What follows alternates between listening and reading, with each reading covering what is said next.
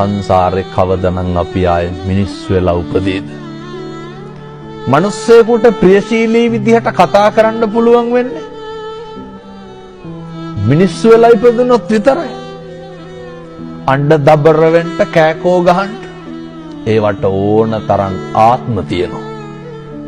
දැන් බල්ලෙක් තව බල්ලෙක් දැක්කහම මොකද කරන්නේ? අපි වගේ කොහෙද යන්නේ කියලා අහනවද? බුරාගෙන පනිනවා. හපණ්ඩොට්ටු වෙනවා. මට කියන්න සත්ත්ව ලෝකයේ තුල සතෙක් තවත් සතෙකුට බය නැතුව ඉන්නේ මොන සතාද? හැම සතෙක්ම ඉන්නේ තවත් සතෙකුට බයෙන්. හැම සතෙක්ම ඉන්නේ තවත් සතෙකුගේ ග්‍රහණයට ලක් වෙයි කියලා නේ. පැහැදිලිද මම මේ කියන එක මනුෂ්‍ය ආත්ම භාවයේ තියෙන වටිනාකම?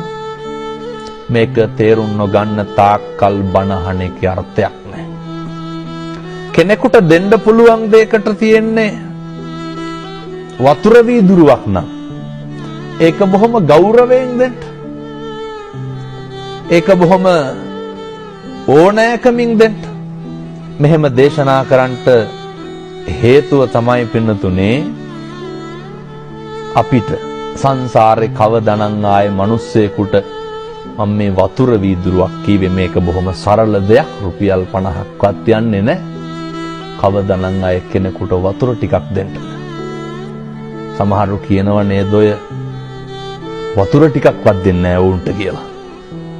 කොහොමද මිනිස්සු එහෙම කියන්නේ?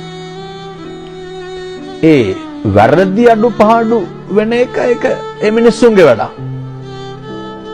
හැබැයි සත්පුරුෂෝ විදිහට හැසිරෙන එක කාගේ වැඩක්ද?